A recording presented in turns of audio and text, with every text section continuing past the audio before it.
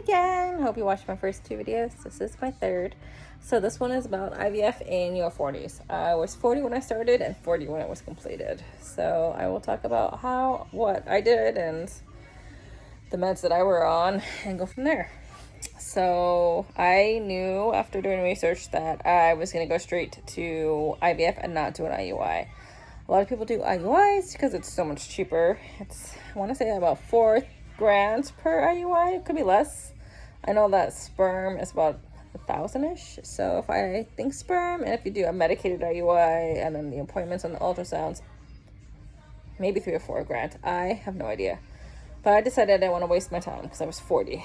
So, but that's why I decided IVF straight up. And then when I did my pre-lab work, I have low ovarian syndrome, which sadly is just what happens when you're 40. So before I started my IVF journey, I did in December get a gynecology appointment because I wanted to make sure everything was good down there. And then since I was going to be 40, I did decide to get a mammogram because I decided before I put any hormones in my body, I wanted to make sure I didn't have any kind of breast cancer. Breast cancer does run in my family, as in my grandmother and my great-grandmother both had breast cancer. So far my mom and my aunt have been fine, so it's just been those two generations and not that one. So anyways, so ended up getting my mammogram and then got a letter shortly after saying that they did find a spot. So then they recommended an ultrasound, so I got an ultrasound, and during the ultrasound it had jagged edges. And when you have jagged edges in any kind of lump, it's not a good sign. So they sent me right away to get a biopsy. So at this point, I had started my meds, and I was on Lupron, Minopure, and Agonal. Those were the three meds that I were on. I believe I did some in the morning and some in the evening. I don't really remember now, but I think it was 1 or 2 times a day for those meds. I just know that I kept upping my Agonal during the cycle. But I told the doctor, FYI, I have to have an biopsy now of a breast lump they found. It could be nothing, could be something. And he was so sweet, and he was like, well, if it is something, you're doing the perfect thing right now by having a retrieval, because that's what you would want to do anyways. And I was like, great point. So it was just really stressful, though. Like, could you imagine during your egg retrieval and how emotional and everything that is? And I'm a single mother by choice, so I'm doing this all by myself. And now I potentially have breast cancer. So I was kind of in that freako zone of, oh my God, if I do have breast cancer, I'm gonna have to delay who knows how long before I can even try to have a baby. Am I gonna have a baby? I don't know. So it was really difficult, to be honest. But I kind of sheltered and hid all of it from most of my family and stuff because I just was like trying to be positive. So I went in for my biopsy, and it was super easy. They numb you. They take like 5 samples, which I didn't even feel them numb. It was insane. It did not hurt at all. Didn't feel a thing, which is crazy. But that doctor was like, because it is jagged, and she didn't like the way it looks, and she's like, I see these all the time, and yours is 75% chance it's cancer, and 25 it's not. And if it is not cancer, it's probably going to mutate eventually, so we're going to take it out regardless. So I was like, okay. Went back to my doctor in IVF and said, well, regardless, I have to have surgery. And he was like, just make sure you do the surgery after the egg retrieval, just because anesthesia and stuff, we're already like on our way mid-cycle, like we're already doing this. So, and I was like, perfect, okay. So I literally had, let's just say Monday, I had my egg retrieval, and like the following Monday, I scheduled my biopsy, my lumpectomy. Lucky for me, it was not cancer, so yay! Very excited. Still had to do the surgery. So there's that. So let's talk about my egg retrieval. Everything was good. So here's the issue about everything being good. A lot of people, when they're on medications for egg retrievals, they get super bloated. They feel heavy. Some even look like they're pregnant. Me, I felt fantastic. Didn't feel any hormonal changes. Never got bloated. Never looked like I gained any weight. Because I have low ovarian syndrome, which means I don't have too many follicles. It sucks because the month before that, when my initial ultrasound, I had like 10 or 11 follicles. So I was like, perfect, I would be great with that. And this time around, not so much. So went in for my egg retrieval. Just FYI for people who are nervous about an egg retrieval. For me, the hardest thing was getting the IV in because I'm hard stick. So like that was the most painful part. Everything else was fine. When I woke up, they said we got 5 retrieved, and I was really excited about that. And they said, we're not sure if all 5 were mature, though, so we'll let you know. So I was like, okay. So I went home, and it was super cute. My dad wanted to talk to me because I am a single mother by choice. And he made me go straight to bed. And we did get McDonald's French fries. But he made me go straight to bed, and he was the cutest. Like, we had hamburgers, I think, that day, and fries, and it was just like, chill, relax. It was awesome. Got a call saying of the 5, 4 were mature and all 4 fertilized. So I was pretty stoked that they all fertilized. They do at my clinic do ICSIS, so it's when they actually take the sperm and implant it themselves. When they do it for all frozen sperm, regardless if it's like a husband's or from a sperm bank. If it's frozen, that's what they do. So, and then I was like, okay, 4, and I was really excited about that. And they had already told me of the 4, they expect 1 or 2 to make it to blast, and that's it. And I was like, okay. So, obviously, my clinic does not do daily updates like a lot of clinics do. They do how many they retrieve, the next day how many fertilized, and then they say, we'll tell you at the end of the week how many made it to blast. So I had 2. I had 1 5-day, which was graded 5AA, and 1 6-day, which was a 6BA blast. So the first number of the A and the B are like the outer covering, and that is what's going to adhere to your placenta, and then the inside is more of the baby, the embryo. So I was like, okay. So I decided to do genetics because I'm 40, and to me that was really important. I am a pediatric cardiovascular intensive care nurse, and I see a lot of things come in the door. And I, for me, really wanted to do genetics. So sent them off, just my 2 off to genetics, and the doctor was like, okay, of the 2, you might get 1, or you might not get any, or maybe both will be normal. And I was like, okay. Sent him off, and I tell you, that was the longest wait of my life.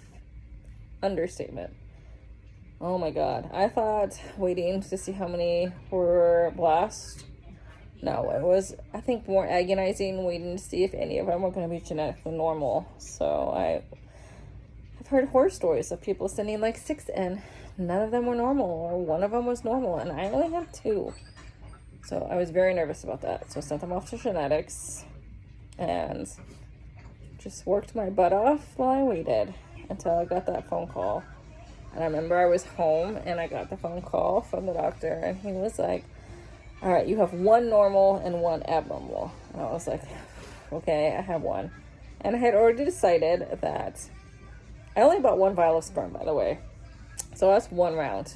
If I was going to do another round, I would have to buy another vial of sperm. And at this point, my donor had retired and there was none. So I would have to find a whole new donor.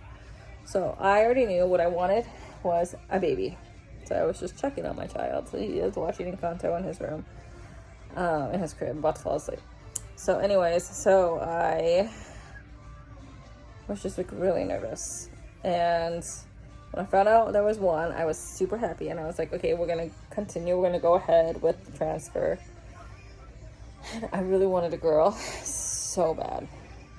All my life. Always pictured me getting my nails done, having wine tasting, and everything with a girl. Boys are awesome too. So then I was like, what am I having? What is it? And he was like, oh, and he looked and he was like, it's a boy. And I cried. I think I cried. Relief that I had a normal, and sad that it wasn't a girl. Like all these emotions. And I really couldn't tell if am I crying because I'm sad? Am I crying just because I'm so excited? I still have no idea, but FYI, my boy is the best boy in the world, and I'm so glad I have him. Could not even picture my life with a daughter anymore because he's my boy.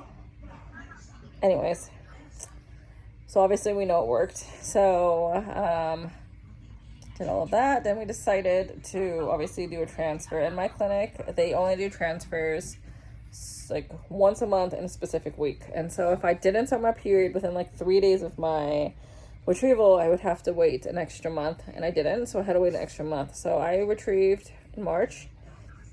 May was gonna be my transfer, my embryo transfer. And so let's talk about those meds, which I'm sure a lot of people do lots of meds. So mine was, we start with the estrogen patches, and I start with one, and then I do like 3 or 4 days of one patch, then I do two, a couple days with 2 patches, then I go to 3 patches. And then I started, after that, a couple days before my actual transfer, after doing all the ultrasounds, and my lining looked beautiful, and I didn't have any issues with that, was the progesterone and oil injections. So I initially, when I just ordered the meds, I got these numbing patches. So I was like, sweet. So good and bad thing about the numbing patches. You have to put them on like 10 to 20 minutes before you do the injection. So kind of have the anxiety of like, we put it on, now you gotta wait. And then I would warm up the progesterone oil just in my hand or between my thighs. And I was doing these by myself because, again, I'm a single mother by choice, and I live by myself. My family lives in California.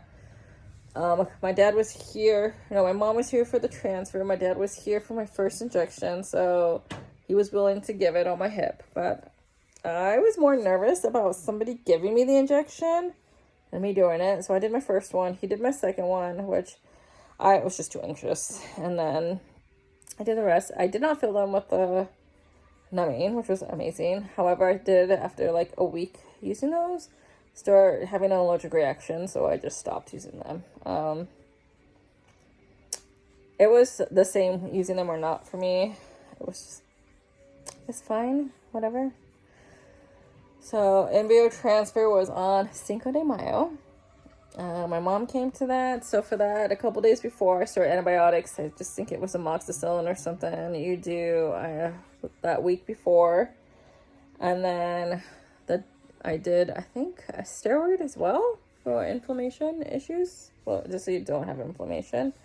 And then the day of, they gave me an Ativan, so I took an Ativan to calm down. So you know how they tell you need to have a full bladder? Well, I took that a little too serious. I drank 2 or 3 bottles of water on the way. Let me just tell you, I had to pee so bad during, like, when he went to come and do the consent. And yes, when they do the consent, you do have to sign a paper saying that, yes, you may have multiples, even though they're implanting one, because they have a higher chance of splitting because you are doing IVF. And it's not really that higher. It's like, I don't know, 3% chance, 3 out of 100. Like, that's not really a huge chance. But I signed a waiver. And I was like, oh my God, we got to get this over with. I got to pee. And he was like, okay, why don't you go to the bathroom now and just like empty half your bladder and then you'll be fine. So I went and I started peeing and I emptied whatever I thought was good enough. Stopped because they were waiting for me. So then went to go do it. I don't even know if I even peed on him a little bit because I still had to pee so much. Pretty sure I didn't, but oh my God, I felt like I was going to. So did the transfer, which was amazing. Uncomfortable for a hot second, but really doesn't hurt at all. And most of the time you do a trial beforehand, which I did, and everything was fine. Put my one embryo in, and that was on Cinco de Mayo. Day 4 after, I did my first pregnancy test on Mother's Day, and it was positive. So it was wild that I am 40. Did IVF, only have 5, 4 mature follicles, 4 mature, only 2, it's my puppy, 2 made it to the last, only 1 was genetically normal, and I implanted that 1, and then 4 days post-transfer, I got a positive pregnancy test on Mother's Day. So it was totally meant to be. And so a lot of people I know who only get 1 embryo are jaded and heartbroken.